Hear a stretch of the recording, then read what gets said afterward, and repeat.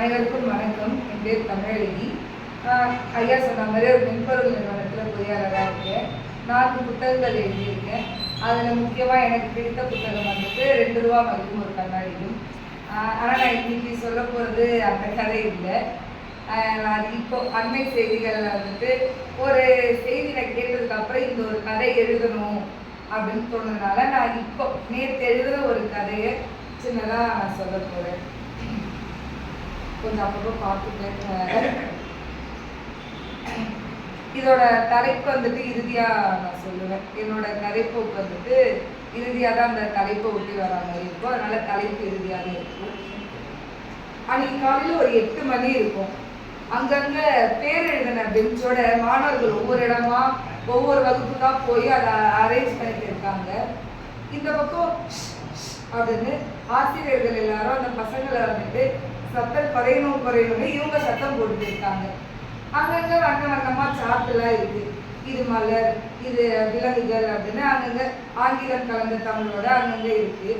மாணவர்கள் அங்கங்க குவிஞ்சுட்டு இன்னைக்கு நீ மேக்ஸ்ல இதை எழுதுனியா, நான் இதை மறந்துட்டேன், இன்னைக்கு மிஸ் வரல அப்படின்னு ஒவ்வொருத்தர்கள் குழுவா அங்க ஒவ்வொருத்தவங்களா வந்துட்டு இருக்காங்க. இப்போ அந்த மிதிவண்டி ஓரத்துல ஒரு பொண்ணு அவளோட பை வந்துட்டு தைச்சு ஒரு பக்கில் கிழிஞ்ச மாதிரி தனியா வந்துட்டு இருக்கா. பெருசா தோழிகள் யாருமே இல்லாம இப்படி கையில அந்த நோட்டை அணைச்சாபடி ஒரு சின்ன ஒரு வாட்டத்தோட நடந்து வந்துட்டு இருக்கா.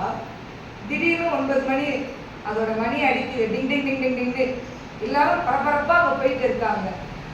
ஒரு நல்லா வெள்ளை சட்டை போட்டு நல்லா அயன் பண்ண டக்கின் போட்டு அந்த படிகளை குடுகுடுன்னு ஏறும்போது திடீர்னு ஒரு சத்தம், ஐயோ அப்படின்னு.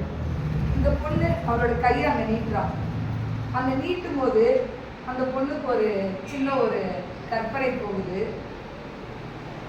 அந்த கைகள் எனக்கானதா, என்னுடன் பயணம் செய்யுமா, பெரிதாக எல்லாம் கேட்கவில்லை. அந்த வயல்வெளி ஓரத்துல நடக்கும்போது என் கையை பிடிச்சா போதும், மற்ற இடத்துல நான் தனியா நடந்துக்கிறேன். தாத்தா கொண்டு வர அந்த குச்சி ஐஸ்ல 2 பேரும் சாப்பிடுவோம். அதுல அந்த நாக்கு ஆரஞ்சா தெரிகிற அளவு சிரிச்ச அந்த ஆலமரத்தோட பேசுவோம். நீ கொண்டு வர அந்த சின்ன புளிக்காய்க்காக உன்னோட வீட்டு பாடலாம் நான் எழுதி தரேன். நான் கொண்டு வர அந்த கூழை நீ கொஞ்சம் கொஞ்சமா பிடிக்காம நான் கொண்டு வந்ததுக்காக பிடிக்கலனாலும் அதை நீ குடிக்கிற. நம்ம வீட்டு பாடை எழுதி முடிக்கும் போது வண்ண காற்றாலைகளோட ஓடுறோம். அந்த ஓட்டம் என்னன்னா காத்து பெருசா, நான் பெருசா, நீ பெருசான்னு இல்லை, அந்த நினைவுகள் வந்துட்டு எவ்வளவு தூரம் போகுது அப்படின்னு. இப்படி எல்லாத்தையும் போட்டிட்டு போகும்போது திடீர்னு கத்திரியால அந்த கையை நறுக்குனா எப்படி இருக்குமோ அந்த மாதிரி ஒரு சத்தம். சி, நீனே என் கையை பிடிக்கிறது, முதல்ல யார் நீ அப்படின்னு அவன் என்னை பார்த்து கேட்குறான். நான் இங்கேதான் சத்தோட அம்மாவோட பொண்ணு, நானும் உங்க வகுப்பு தான் அப்படின்னு ஒரு தயக்கமும் ஒரு அச்சமும் கலந்து பேசுறான். அவன் என்ன நினைச்சான்னா இவன் என்னோட நண்பனா இருப்பான், யாருமே இல்லைன்னு. நீ என் கையை பிடிக்கலையா, உனக்கு அவ்வளவு ஆயிடுச்சா, இங்க சோறாக்கி போறது உங்க அம்மாவோட வேலை, ஓரமா வந்தியா அவ்வளவுதான், என் சட்டை கசங்கிறது கூட நீ வந்துட்டு தொடக்கூடாது, நீ என் கையை பிடிச்சியா அப்படின்னு கையை உதறிட்டு அவன் போறான். மறுபடியும் அந்த பொண்ணோட முகத்துல ஒரு வாட்டம், இன்னும் இந்த மனிதர்கள் இப்படி கேள்வி கேட்டுதான் இருக்காங்களா அப்படின்னு. இந்த கதை இந்த கேள்வியோடு முடியுது. இந்த கதையோட பேர் நான் இருக்குது, இன்னும் இவர்கள் இப்படியாகவே. யாருக்காவது ஏதாவது கேள்விகள் இருந்தா என் கருத்து இருந்தா சொல்லலாம். நல்ல அருமையான ஒரு நல்ல ஒரு வரி செய்தி மாதிரி, 2 வரி கவிதை மாதிரி, அப்புறம் ஒரு பக்க கதை மாதிரி. கடைமை இது ஒரு பக்க கதையெல்லாம் வரலாம், வாய்ப்பு நிறைய இருக்குது. நான் அப்படி இல்லை, அது ஆரம்பத்து காலத்தில் எழுதினாங்க. அதனால் அதில் எனக்கு நிறைய பரிச்சயம் உண்டு. நீங்கள் சொல்ல வந்த விஷயம் நல்ல விஷயம். இது ஏ மாற்றம் அப்படின்னு போடுவாங்கல்ல, ஏ அப்படின்னு கூப்பிடுற மாதிரி இருக்கலாம். மாற்றங்கிறது இந்த ஒரு மாற்றம் வருமா, இனியாவது மாற்றம் வருமா, இன்னும் மாற்றம் வரலையா அப்படின்னு சொல்கிற மாதிரி இருக்கலாம். ஏ மாற்றம் அந்த பிள்ளைக்கு சமூகம் திருந்திடுச்சு, இப்போ எல்லாரும் ஒன்றாயிட்டோம், படிக்கும்போது நாம் எல்லாம் ஒன்று தான் அப்படின்னு நினைச்ச அந்த பிள்ளைக்கு அது ஏமாற்றம் இப்படி இருக்கலாம். ஸோ அந்த தலைப்பை நீங்கள் உங்கள் பாஷையில் உங்கள் மொழியில் எப்படி வைக்கணுமோ வைக்கலாம். இதெல்லாம் நல்ல அருமையாக நீங்கள் நல்ல ஏற்ற இறக்கங்களோட சொன்னீங்க. தமிழ் அழகிதாங்கிறத நிரூபிச்சிருக்கீங்க. நம்ம வாழ்க்கை மொழி சித்திரம் கேட்ட மாதிரி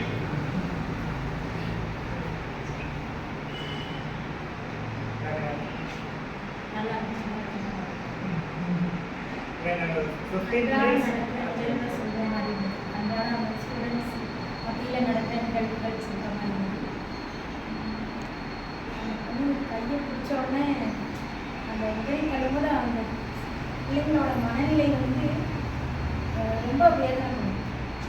அதை நம்ம யாருமே வந்து பார்க்க முடியும். அதை நீங்கள் அழகாக சொல்லியிருக்கீங்க. ரொம்ப அந்த கற்பனைக்கு கொண்டிருக்கேன். அந்த ஃபீலிங்கை உணர்வில் வர மாதிரி நடக்கிற மாதிரி இந்த புளிய சாப்பிட்டு ஆரம்பிச்சு இந்த வாய்ஸ் அப்படியே அப்படியே போயிட்டு அந்த மாதிரி. நீங்கள் ஒரு இன்சிடென்ட் எவ்வளோ சொன்னீங்க, அதை ஒரு இன்சிடென்ட் பேஸ் பண்ணி தான் அந்த ஸ்டோரி. ஆமாம், நான் வந்துட்டு இது ஒரு குறும்படத்திலேயே எங்கேயோ பார்த்தேன். அந்த இது சமச்சீரர் கல்வி மாதிரி இந்த ஒரு அரசு பள்ளியில் ஒரு அம்மா வந்துட்டு அரிசி பொங்குறாங்க. அதில் கொஞ்சம் மீதி இருந்ததை அவங்களோட முந்தானியில் எடுத்துகிட்டு போகும்போது அந்த பள்ளியில் இருக்கிறவங்க வந்துட்டு ரொம்ப ஏளனமாக ரொம்ப கேவலமான வார்த்தைகள்லாம் வந்து அது அவங்க பொங்குனது தான். அது தட்டில் கூட அவங்களால எடுத்துக்க முடியல. அவங்களோட முந்தானியில் முடிச்சு எடுத்துகிட்டு போகும்போது அந்த பிள்ளை அந்த பள்ளியில் தான் அந்த பிள்ளை படிக்குது. அவன் அப்போ உள்ளே வருவான். அப்போ வந்துட்டு அவங்க அப்படியே எட்டி உதைப்பாங்க அந்த பெண்ணை. அவங்க அப்படியே விழும்போதும் அந்த முந்தானியை கண்டுபிடிச்சே விழுவாங்க. அது ஏன்னா அந்த பிள்ளைக்கு அதெல்லாம் எடுத்து நான் இரவுக்கு தரணும் அப்படின்னு எடுத்துகிட்டு போகும்போது அப்போது அந்த ஒரு உரிமையை கூட நம்ம தாழ்மையோட தான் இன்னும் இருக்கும். அந்த ஒரு வசனம், திரைப்பட வசனம் எனக்கு ரொம்ப பிடிக்கும். எனக்கான உரிமைகளை கூட நான் எழுதும்போது கீழே வந்துட்டு தாழ்மையுடன் அப்படின்னு போட்டு தான் என் பேரை எழுதுனேன். அந்த ஒரு வசனமும் இந்த காட்சி வந்துட்டு எனக்கு ஒரு 2-3 நாளாக ஓடிட்டே இருந்தது. சரி, இதை ஒட்டி ஏதாவது ஒரு சின்ன என்னோட கதைகள் வந்துட்டு ஐயா சொன்ன மாதிரி ஒரு பக்க கதைகளாக வந்துட்டு இதுக்கு முன்னாடி எழுதுற சிறுகதைகள் எல்லாமே அப்படிதான் இருக்கும். அதுக்கப்புறம் நான் இப்போ தொடங்கியதான் புது நாவல், இப்போ அடுத்து எழுதுறதுதான் நாவல். அதனால் அந்த ஒரு பக்கத்தில் நான் வந்துட்டு எனக்கு அந்த கதைக்குள்ள அவன் போகணும், போயிட்டு அந்த இதில் அவன் போகணுங்கிறதுனால கொஞ்சம் அந்த அந்த சிச்சுவேஷனை கொஞ்சம் இம்பார்ட்டன்ஸ் கொடுக்குறது. அதே மாதிரி பெரிய கதாபாத்திரங்கள் கொண்டு வரணும் முக்கியமானது. அதனால பெயர்கள் எல்லாமே என்னோட கதை வடிவத்தில் தமிழ் பெயர்கள் தான் பயன்படுத்தணும் அப்படிங்கிற அந்த ஒரு சின்ன கருத்துக்கள். இந்த கருத்து தழுவி ஏதாவது எழுதணும்னு யோசிக்கிறப்போ இது எனக்கு வந்தது. அதனால அதை இந்த கதை சொல்லும்போது அன்பு யாரோ எழுதுறதா எனக்கு ஒரு கவிதை சொன்னீங்க. யானை கட்டி போர் எடுத்ததெல்லாம் இருக்கட்டும், நெல்மணிகளை யாருக்கு கொடுத்தனே தான் சொல்லியிருக்கீங்க. அது ஒரு யார் எனக்கு எழுதுனான்னு தெரியல. நம்ம கேட்குறேன், யானை கட்டி போர் எடுத்ததெல்லாம் இருக்கட்டும், நெல்மணிகளை யாருக்கு கொடுத்தார்கள் அப்படின்னு சொல்லி. ஸோ கிட்டத்தட்ட நீங்கள் எனக்கு இது இந்த கதையை கேட்கும்போது நான் இது சம்மந்தமாக, ஏன்னா எதுக்கு அன்புடா சொல்கிறேன்னா அவர் தான் குழந்தைகள்கிட்ட அதிகமாக செயல்பட்டு இருக்காரு. இது போன்ற நிறைய கதைகள், இப்போ இந்த கதை, அதுக்கப்புறம் ஃபேன்ட்ரின்னு சொல்லிட்டு நம்ம நாகராஜன் அவங்க டைரக்ட் பண்ண ஒரு மூவி. இப்போ இது இந்த மாதிரி எல்லா கதையிலும் எனக்கு என்ன படுது அப்படின்னா, ஏதோ ஒரு சத்துணவுன்றது நீங்கள் ஜாதியை குறிப்பிடுறீங்களா, இல்லை வந்து பொருளாதாரத்தில் ஏதோ ஒரு அடுக்குமுறைக்கு உள்ளான ஒரு ஃபேமிலி. இன்னொருத்த நான் 2 பேருமே கவர்மெண்ட் ஸ்கூலில் தான் படிக்கிறாங்க. பட் ஏதோ ஒரு வகையில் அவங்க மேலே இருக்கிறதா நினச்சிக்கிட்டே ஒரு சொல்லணும். இது எல்லா கதையிலுமே வந்து இந்த அடக்குமுறைக்கு உள்ளான குழந்தைக்கு வந்து இந்த ஒரு பிரிவினையை பற்றி எந்த ஒரு ஐடியாவுமே இல்லை. அது ரொம்ப இயல்பாக குழந்தையாகவே இருக்கு. ஆனால் மேலே இருக்கிறதா சொல்லப்படுற குழந்தைகளுக்கு அது தெரியுது. அப்போ இந்த முரண் வந்து எப்படி இருக்கு, எல்லா கதைகளும் ஃபேமிலியுமே அந்த பையனுக்கு இது தெரியவே செய்யாது. நம்ம குழந்தை ஜாதி, அவங்க நம்ம கூட பழக மாட்டாங்க, வீட்டுலாம் பார்ப்பாங்கிறது அவனுக்கு அவ்வளோ நாலேஜ் கிடையாது. உயர் ஜாதியில் உள்ள பொண்ணு அந்த பையன் லவ் பண்ணுவான். ஆனால் அந்த பொண்ணுக்கு அது தெரியும், பண்ணி வருஷனா தப்புங்கிறது தெரியும், இவன் வந்து கீழ் ஜாதிங்கிறது தெரியும். அப்போ இந்த முரண் பார்க்கும்போது அப்போ குழந்தைகள் அந்த மேல் ஜாதி சொல்லப்படுற அந்த குழந்தைகளுக்கு வந்து வீட்டில் இருக்கிறவங்க என்ன மாதிரி ஊட்டுறாங்க அப்படிங்கிறதுல தான் டிஃப்ரென்ஸ் பண்ணுற மாதிரி தெரியும். அப்போ இது நீங்கள் சொல்கிறது ஒரு 5ஆம் கிளாஸுக்கு உட்பட்ட குழந்தையாக இருக்கும். அப்போ இதே கவர்மெண்ட் ஸ்கூலில் பெரிய பொருளாதார லட்சணம் இல்லாத பிள்ளைகள் தான் படிக்கிறாங்க. அப்போ அவங்களுக்குள்ள இந்த வேற்றுமை வர்றதுக்கு அதை எப்படி இது பண்ணலாம், இந்த மாதிரி கதைகள் மூலமா அப்படிங்கிறத அன்பு இதை பற்றி பேசினா நல்லா நான் தொடர்ந்து செயல்பட்டு இருக்கிறான்னு நான் அந்த கேள்வி இந்த மாதிரி கேட்க இல்ல அவர் என்ன கேட்கிறாருன்னா, இப்போ வந்து 2 பேர் இருக்காங்க. ஒருத்தர் புறக்கணிக்கப்படுபவர், இன்னொருத்தர் புறக்கணிப்பவர். பொதுவா இந்த மாதிரி புறக்கணிப்பு சார்ந்து வரக்கூடிய கதைகள் எல்லாத்துலேயுமே யார் புறக்கணிக்கப்படுகிறார்களோ அவங்களுக்கு ஏன் நாம புறக்கணிக்கப்படுறோம் அப்படின்ற அவேர்னஸ் கிடையாது. ஆனா புறக்கணிக்கிறவருக்கு அவருடைய குடும்ப பின்னணியிலேயே அவருக்கு ஒரு உள்ளீடு கொடுத்துட்டே இருக்காங்க. நீ இப்படி இருக்கணும், இதை இது பண்ணக்கூடாது. அதுதான் ஃபேண்ட்ரி வந்து எடுத்துக்காட்டா சொல்றேன். இப்போ அந்த பையனுக்கு எதுவுமே தெரியல, ஆனால் அந்த பொண்ணுக்கு வந்து பன்றிக்குள் கூட புழங்கக்கூடாது, அது சரி கிடையாது அப்படின்றதெல்லாம் பெற்றோர் உள்ளீடாக கொடுத்துருக்காங்க. அப்போ இந்த மாதிரி புறக்கணிப்புகள், அந்த ஏற்றத்தாழ்வுகள் சரியாகணும்னா என்ன செய்யறது அப்படின்ற மாதிரி ஒரு அதாவது அந்த பெற்றோரை எப்படி இது பண்ணுறாங்க. அதாவது பெற்றோர் சைடு நம்ம மாற்றத்தை கொண்டு வரணும்னு தெரியல, டீச்சர்ஸ் வந்து அந்த அவேர்னஸோட இருக்கணும்னு நினைக்கிறேன். ஏன்னா டீச்சர்ஸ்க்கு கேஸ்ட்டை பற்றியான புரிதல் இன்னும் டெப்த்தாக வரணும். இன்னொன்று சொல்கிற மாதிரி போனோம்னா, எதுக்கு சோகால்டாக சொல்லப்படுறவங்களுக்கு வந்து அதிகமாக தெரியப்படுதுன்னா, அவங்களுக்கு அந்த ப்ரைடு வந்து ஒரு விதமான சந்தோஷத்தை கொடுக்குது. அந்த ருசியை அனுபவிக்க சின்ன வயசுலேருந்து அவங்கள பழக்கப்படுத்துகிறாங்க. இப்போ இவங்க இருக்கிறவங்களுக்கு வந்து வீட்லேயும் இதுலேயுமே எந்த ஒரு இதுவும் நடக்காது. இப்போ என் பர்சனல் லைஃப்பில் இன்சிடென்ட் பார்த்தோம்னா, நான் ஒரு 8ஆம் 9ஆம் படிக்கும்போது எங்கள் ஏரியாவுக்கு வெளியே நின்று பல் விளக்கிட்டு இருந்தேன். இதே என் ஸ்கூலில் படிக்கிற பையன் எங்கள் ஏரியா கிராஸ் பண்ணி போயிருக்கான். எனக்கு பெரிய அளவுக்கு அவரும் தெரியாது. ஸ்கூல் போனோன்னு சொல்கிறான், அன்பு நீ அந்த ஏரியாவிலே இருக்க அப்படின்னு சொல்லிட்டு எனக்கு கேள்வியாக. எனக்கு அது வரைக்கும் இந்த கேள்வி நான் எதிர்கொண்டதே இல்லை, அவ்வளோதான் தெரியும். ஆனால் அவனும் என்னோட 7ஆப்போ 8ஆப்போ தான் படிக்க, 2 ஒரே கிளாஸ் தான். நீ அந்த ஏரியாவில் தான் வார, அங்கேருந்து நீ படிக்கலாம் வாரியா அப்படிங்கிற மாதிரி கேள்வி என்னென்ன கட்சி நீ சொன்ன உடனே எனக்கு அதை ரிலேட் பண்ணி முடிச்சு. அப்போங்கும்போது ஒரு கட்டத்துக்கு மேலே அந்த எதிர்ப்பை நான் உணரும் போது மட்டும்தான் நான் அதை நோக்கி நான் என்ன அப்படிங்கிற ஒரு தேடலுக்கு போக முடியும். ஆனால் அவங்களுக்கு ஆட்டோமேட்டிக்காகவே அந்த புரிதல் வந்து சின்ன வயசுலேருந்தே கொடுக்கப்பட்டுருது. அவங்க கூட பேசக்கூடாது, அவங்க கூட இருக்கக்கூடாது, அந்த பொருளை வாங்கக்கூடாது, அவங்கள தொடக்கூடாது, சின்ன சின்ன விஷயத்துல இருந்துமே அது எடுக்கப்படுது. என்னை பொறுத்தளவு பார்த்தோம்னா கல்வி முக்கியம். ஆனால் அந்த கல்வியை இப்போ பெறவங்களுமே சாதியோட பிடியில் இன்னுமே இருக்காங்க தான் நினைக்கிறேன்.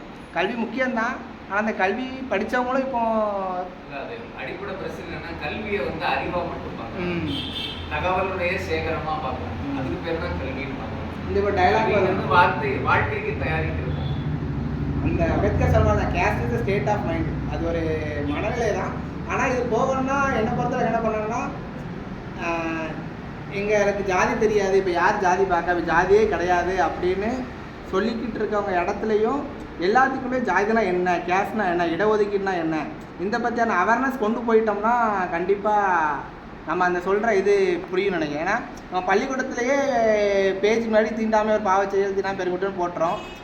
ரிசர்வேஷன் பேஸில் தான் ஸ்கூலில் வந்து நோட்லாம் கொடுக்காங்க. அப்போது எஸ்சி பசங்க வந்து நோட்டை வாங்கிக்கோன்னு சொல்லும்போது இடஒதுக்கீடுனா என்ன, அவங்களுக்கு எதுக்கு நோட்டு கொடுக்கப்படுது, எதுக்கு ஸ்காலர்ஷிப் கொடுக்கப்படுது. ஒரு காலேஜ் படிக்கிற பையனே உனக்கு தான் ஸ்காலர்ஷிப்பில் காசு வருதில்ல, எனக்கு வரமாட்டேங்கிற கேள்வி கேட்கான். அப்போ இடஒதுக்கீடுனா என்ன, கேஸ்ட்னா என்ன, அது பார்க்கக்கூடாது, ஏற்றத்தாழ்வுனா என்ன, டீச்சரே குண்டு பிள்ளை கருப்பு பிள்ளைன்னு கிட்டடிக்கன்னு சொல்கிறாங்க. அதுவுமே இந்த கேஸ்ட் பேஸோட ஆரம்பம் தானே. ஒருத்தனை உருவ கேள்வி பண்ணுறது தானே இந்த கேஸ்ட்டோட ஒரு ஸ்டார்டிங் லைனு. அதனால் அதை சார்ந்த கல்வி மட்டும் போதாது, சமூக அரசியல் சார்ந்த சமூகம் சார்ந்த கல்வியும் உள்ளே வந்துச்சுன்னா இதுக்கான சேஞ்சஸ் நடக்கும் அப்படின்னு. இல்லை, என்னுடைய சொந்த அனுபவம் ஒரு நிமிஷம் பேசுகிறேன், பதிவு பண்ணுங்க கண்டிப்பாக. இன்றைக்கி எல்லோரும் படித்தவங்களாக இருக்கீங்க, ஆண் பெண் எல்லோரும் கலந்துருக்கீங்க, இதில் எந்த வித்தியாசமும் இல்லை. எனக்கு வயசு இப்போ 61. ஒரு மத்திய அரசு பொதுத்துறை நிறுவனத்தில் பணி செய்து ஓய்வு பெற்றாங்க. என்னுடைய 15வது 16வது வயதில் நான் 9, 10 படிக்கும்போது ஜெயக்குமார் அப்படின்னு ஒரு பையன் என் பக்கத்தில் இருப்பான். ஆள் அவ்வளோ பேராக இருப்பான். யாரை மாதிரி இருப்பான்லாம் சொல்ல வேண்டாம், என்ன சொன்னால் அதுலேயும் ஜாதி இருக்கும். ஆள் நல்ல பேராக இருப்பான், நல்ல கர்லிங் ஹேராக, அவனை பார்க்கவே பந்தாவாக இருப்பான். தமிழ்நாடு அரசு மின் வாரியம் கார் தான் அவனை கொண்டாந்து விடும். அவன் டிரைவர் இறங்கி காரை திறந்து அவனுடைய இந்த அலுமினிய பெட்டி அப்போலாம் உண்டு, நீங்கள்லாம் பார்த்துருக்க மாட்டீங்க. அலுமினிய பெட்டியில் தான் வந்து விஐபி வீட்டு பிள்ளைய பள்ளிக்கூடம் வருவாங்க. நம்மளாம் மஞ்சள் பையும் தோல் பையும் வச்சுருக்கோம். அப்படி வந்துக்கிட்டு இருக்கிற பையனை கரெக்டாக ஒரு 3 மாதம் முடிஞ்சு ஹெட் மாஸ்டர் கூப்பிட்டு விட்றாரு. அது வரைக்கும் அவனும் நானும் பக்கத்தில் தான் உட்காந்துருப்போம். உதாரணம் நீங்கள் ப்ராக்டிக்கலாக தெரிஞ்சுக்கணும். அன்பு அதில் பாதியை தொட்டால் மீதே நான் உங்களுக்கு. அப்போ அந்த பையனை ஹெட்மாஸ்டர் கூப்பிட்டு ஐயா கூப்பிட்டு விட்றாங்க. கிறிஸ்தவ நிறுவனம் ஐயா கூப்பிட்டு விட்றாங்க. உடனே ஐயாவை பார்க்க போனான். போயிட்டு வரும்போது அவன் சொன்ன மாதிரி ஒரு கவரில் ரூபா போட்டு கொடுத்துருக்காங்க. அவனுக்குன்னு வந்த புக்ஸு நோட்டு எல்லாம் இருக்குது. அதை ஐயாவுடைய பியூன் கொண்டாந்து டேபிளில் வச்சுருக்கிறார். அப்போது எல்லாருக்கும் ஒரு அவனை தவிர இன்னொரு 40 பேர் இருக்கும்ல, எல்லாருக்கும் ஒரே என்னன்னு தெரியல அது வரைக்கும். அப்போ அவன் பரீட்சையில் முதல் மார்க் எடுத்தானா இல்லை அவனுடைய சாதனை என்ன, ஏன் அவன் மட்டும் இப்படி கௌரவிக்கப்பட்டான்? அவன் ஒரு கவரில் ரூபா இருக்குது, அந்த ரூபாய் எடுத்து இப்படி எண்ணி பார்த்தான். 8, 9 படிக்கும்போது ஒருத்தன் பை நிறைய ரூபா வச்சு என்னன்னா எப்படி இருக்கும் நினச்சி பாருங்க. அன்னைக்கு தெரிஞ்சு இதில் பெரிய ஏற்றத்தாழ்வு இருக்குது. இது அரசாங்கமே வழி நடத்துகிற மாதிரி இருக்குங்கிறத வாத்தியார் தெளிவு பண்ணார். அந்த பையன் இல்லாதவன். அப்போ காரில் வந்து இறங்குற டிரைவர் அலுமினிய பெட்டி கொண்டாந்து வைக்கிறார். இதில் நான் ஒரு விஷயத்தை என்ன பதிவு பண்ணுறேன்னா, ஒருவேளை நியாயமாக அவர் அப்படிப்பட்ட வகுப்பிலிருந்து வந்திருக்கலாம், அவருக்கு எல்லா சலுகைகளும் இருக்கலாம். இருந்தாலும் கூட அந்த லெவலுக்கு அவர் வந்து கலெக்டருக்கு ஈக்குவல். அந்த லெவலுக்கு வந்தவரும் கூட அவர் அந்த சலுகைகள் வேண்டாம் அப்படின்னு அவரால் சொல்ல முடியலை. யாரும் வருத்தப்படக்கூடாது. நல்ல படித்தவங்களா இருக்கீங்கிறதுக்காக நான் தைரியமாக அதை சொல்கிறேன். அந்த அளவுக்கு வந்த பின்பும் எனக்கு இந்த சலுகைகள் சகாயங்கள் வேண்டாம். அடித்தட்டு வசதி கூட இல்லாத எத்தனையோ பேர் இருக்கலாம். இதை அந்த அப்பா சொல்லியிருந்தா அவங்ககிட்ட கையெழுத்து மட்டும் வாங்கிட்டு இந்த ஐயா கூப்பிட்டு இல்லாத பையங்களுக்கு அதை பிரித்து கொடுத்துருப்பாரு. செய்யலாமே, செய்ய முடியலையே. அது இன்னும் தானே தொடருது. 77 நான் பார்த்த அதே கோரம் இன்றைக்கும் நடக்குது. அன்னைக்கு அது தாண்டவம் ஆகலை, இன்னைக்கு அது தாண்டவம் ஆயிடுச்சு. இது ஒன்று புரிஞ்சுக்கணும். அந்த பையன் பேர் ஜெயக்குமார். வார்த்தைக்கு வார்த்தை இயேசுவே இயேசுவேன்னு சொல்லுவான். நான் மதம் பற்றி சொல்ல விரும்பலை. ஆனால் ரெக்கார்டில் அவன் பியூர் ஹிந்து அப்படின்னு போட்டு அவர் என்ன கம்யூனிட்டி அந்த கம்யூனிட்டி. பட் ப்ராக்டிக்கலாக அவர் வந்து கிறிஸ்டியன். புரியுதா உங்களுக்கு? ஆக படித்தவர். அவர் அந்த காலத்தில் டிகிரி படிச்சிருப்பாருமா. அந்த பையனோட அப்பா அந்த காலத்துலேயோ தியாகராஜாலேயோ எங்கேயோ பெரிய நிறுவனத்தில் பிஎம்ஐடி ஐஐடியில் படிச்சிருப்பாரு. ஒரு பெரிய லெவலில் படித்தவர், கஷ்டப்பட்டு படிச்சிருப்பார். உண்மையை அதுலேயே நம்ம மாற்றி தரத்து வைக்கல. நல்ல அறிவு சார்ந்த ஒரு நபர், நல்ல படிச்சிருக்காரு, நல்ல வேலை கிடைச்சிருக்கு, நல்ல பதவியில் இருக்கார். ஏன் அவருடைய வாரிசுகளுக்கு கூட அது வேண்டான்னு மறுக்கலை. அதை அப்படியே தொடர்றாங்க. ஆக அந்த ஜாதி ரீதியான ஒரு குழப்பம், மத ரீதியான குழப்பமும் கூட. இதெல்லாம் நீங்கள் ப்ராக்டிக்கலாக நிறைய சந்திச்சிருக்க மாட்டீங்க. உங்கள் வயசுக்கு இதை தெரிஞ்சுக்கணுங்கிறதுக்காக சொல்கிறேன். என்னைக்கு அவங்களா இப்போ கத்தி எடுக்கிறவங்க கத்தியால் தாவாங்கிறது என்றைக்கும் உள்ளது. சமீபத்தில் கூட அதுக்கு உதாரணம் இருந்திருக்கு. அப்போ என்றைக்கு அவனா அதை வச்சுட்டு திருந்தணும்னு நினைக்கானோ அன்றைக்கி தான் அந்த மாற்றம் வரும். அப்போ அவனுடைய அடுத்த ஜெனரேஷன் முழுமையாக அதிலிருந்து விடுபடும். இதுதான் இதுக்கான தீர்வாக. அரசாங்கம் செய்யணும்னு நினைக்க வேண்டாம், அரசியல் செய்யணும்னு நினைக்க வேண்டாம். உங்களை மாதிரி படித்தவங்க, அதிலும் முக்கியமாக மென்பொருளில் இருக்கிறவங்க, நீங்கள்லாம் நினைச்சா இன்றைக்கி இருக்கிற இந்த ஊடக வசதிகளை பயன்படுத்தி மெல்ல மெல்ல உங்களை மூட்டி உள்ள ஒருத்தருக்கு அதை நீங்கள் ஃபீடு பண்ணால் போதும். உன்னைய மாதிரி ஒரு 10 தமிழ் அழகிக்கு தெரிஞ்சால் போதும். உன்னைய மாதிரி ஒரு 10 பொண்ணுக்கு தெரிஞ்சால் போதும். இவன் வந்து அவன் அப்பா வயசு வரும்போதாவது இதில் மாற்றம். சரிதானா? கார்த்தியில் ஒரு நிமிஷம். கார்த்தியனை கேட்ட பதில் நான் சொல்லிடுறேன். இப்போ ஐயா சொன்ன மாதிரி இந்த புரிதலற்ற தன்மை தான் இங்கே பெரிய பிரச்சனை. இங்கே இடஒதுக்கீடு என்பது சமூகத்தாலும் கல்வியாலும் யார் கொடுக்கப்படுறாங்களோ அவங்களுக்கு கொடுக்கப்படுறதா இடஒதுக்கீடு. பொருளாதார அடிப்படையில் பின்தங்கியில் கொடுக்கப்படுறது இடஒதுக்கீடு கிடையாது. ஆக்சுவலாக சலுகையும் கிடையாது, உண்மை. நீங்கள் கஷ்டப்படுறவங்க கொடுக்கணும்னா அதுக்காண்டி கொண்டு வரல. 2000 வருஷமாக ஒருத்தருக்கு கல்வி கொடுக்காம 2000 வருஷமாக ஒருத்தர் சமூகத்தில் அமுக்கி வச்சவங்களுக்கு கொடுக்கப்படுறதா இடஒதுக்கீடு. அதுவும் இல்லாமல் ஒருத்தர் வந்து கலெக்டர் ஆகிட்டாரோ இல்லை அரசு அதிகாரி ஆகிட்டாலோ அவங்க பிள்ளைகள் வந்து இடஒதுக்கீடு அனுபவிக்கக்கூடாதுன்னு சொல்கிறது வந்து ரொம்ப மோசமான செயல். ஏன்னா 2000 வருஷம் ஒரு சமூகத்தை படிக்க விடாமே ஆகிட்டு ஒரு ஜென்ரேஷன் முன்னாடி வந்தவொடனே அடுத்த எந்த ஜென்ரேஷனும் அனுபவிக்கக்கூடாதுன்னு சொல்றது வந்து அனுபவிக்க கூடாது. அனுபவிக்க அந்த வந்து இல்ல நீங்க சொல்றது தப்பு தான். நான் என்ன சொல்றேன்னா 2000 வருஷம் என்ன படிக்கவே இல்லை. சொல்றதுக்கு வந்து ஒரு பதில் கேள்வி கூட கேட்கலாம். இப்போ நீங்க சொன்ன அந்த சினாரியோ அதை வந்து முழுசா நான் புரிஞ்சுக்கிறேன். இப்போ அவர் வந்து ஏன் மறுக்கல அப்படின்றத ஒரு கேள்வியா நம்ம முன்வைக்கிறோம்.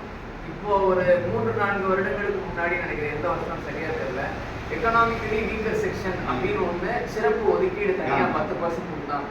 அந்த 10% எக்கனாமிக்கலி வீக்கர் செக்ஷனுக்கு அவர்கள் சொன்ன விஷயம் வந்து அவங்கெல்லாம் ஆக்சுவலாக அந்த ஓசி கேட்டகரியில் இருப்பாங்க. ஆனால் வருட சம்பாத்தியம் வந்து 8 லட்சம் ரூபாய்க்கு கீழே இருந்தால் அவங்கெல்லாம் எக்கனாமிக்கலி வீக்கர் செக்ஷன். நான் 15 வருடமாக ஆசிரியராக இருக்கேன். இந்த 15வது வருடம் தான் வருட சம்பளம் எனக்கு பிடித்தமெல்லாம் போகாமல் அந்த கவர்மெண்ட் கொடுக்கக்கூடிய ஒரிஜினல் சம்பளம் 10 லட்சம் ரூபாயே கிடந்தது. அப்போ நான் வந்து அந்த விதிமுறை வந்தப்போ நான் எக்கனாமிக்கலி வீக்கர் செக்ஷனா கிடையாது. அப்போ நம்ம அப்படி இருக்கக்கூடிய அந்த வீக்கர் செக்ஷன் அடுத்து வந்த எஸ்பிஐ தேர்வு, ஸ்டேட் பேங்க் ஆஃப் இந்தியா நடத்தின தேர்வில் அவர்களுடைய அந்த பாஸ் பெர்சன்டேஜ் வந்து 28% இருந்துச்சு. அந்த எக்கனாமிக்கலி வீக்கர் செக்ஷனுக்கு கட் ஆஃப் போட்டிருக்காங்க 51%, 61%, இவர்களுக்கு 28%. அப்போ ஒருவேளை அவர்கள் யாராவது மறுத்தாங்களா, எங்களுக்கு கிடையாது வேண்டாம், சலுகை என்று உங்களுக்கு கிடைக்கும் பொழுது மனித இயல்பு அது யாராக இருந்தாலும் சரி அதை வேண்டாம் என்று சொல்லாது. அப்ப அதை வந்து அது ஒரு விதிவிலக்காக இருக்கலாம். அந்த விதிவிலக்கை வந்து நம்ம எடுத்துக்காட்டாக மாற்றக்கூடாது. அப்ப அந்த விதிவிலக்காக இருக்கக்கூடிய அந்த ஜெயக்குமாருக்கு கிடைக்க தேவையில்லாத சலுகை கிடைக்குது அப்படின்றது உங்களோட ஆதங்கமா இருந்தா, எத்தனையோ 100,000 பேர் ஜெயக்குமார்கள் இன்னும் அந்த சலுகைன்னு ஒண்ணு இருக்குன்னே தெரியாதவங்களா இருக்காங்க. நம்ம கேட்க வேண்டிய கேள்வி, இவருக்கு கொடுக்குற மாதிரி அவருக்கு போயிருச்சா அப்படிங்கிறது தான். அது வந்து நெல்லுக்கு இறைத்தனே அதை நான் ஒரே வார்த்தையில் முடிச்சுட்டு நம்ம அடுத்த நகருக்கு போகும்.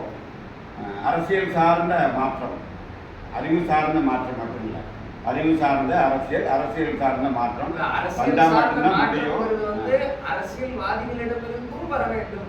நீங்க சொன்ன இந்த கருத்தை நான் முழுமையா ஏற்றுக்கணும் பட்சத்துல உங்க பையனும் உங்க வயசுல இதையே பேசுவான், அவன் பையனும் உங்க வயசுல இதையே தான் பேசுவான். நம்ம அடுத்த நகருக்கு போவோம். இல்லை ஒரு விஷயம் இல்லை, இது டிஸ்கஷனுக்கான பாட்டு கிடையாது. பட் இதை நான் கண்டிப்பாக சொல்லி ஆகணும். சமீபத்தில் கத்தி எடுத்தவர் கத்தியால் செத்தாருங்கிறது வந்து நான் வன்மையாக கண்டிக்கிறேன். இங்கே நீங்கள் வந்து ஆம்ஸ்டாங் தான் குறிப்பிடுறீங்க. ஆம்ஸ்டாங் எந்த விதத்துலையும் நாகரிகமாக பேசி ஓப்பனாக சொல்கிறேன், ஆம்ஸ்டாங் எந்த விதத்துலையுமே நீங்கள் வந்து கத்தி எடுத்தவன் கத்தியால் தான் சாவான்னு சொல்றது ரொம்ப தப்பு. அது இளவரிய கூட்டத்தில் சமீபம்னு ஏன் யூஸ் பண்ணீங்க?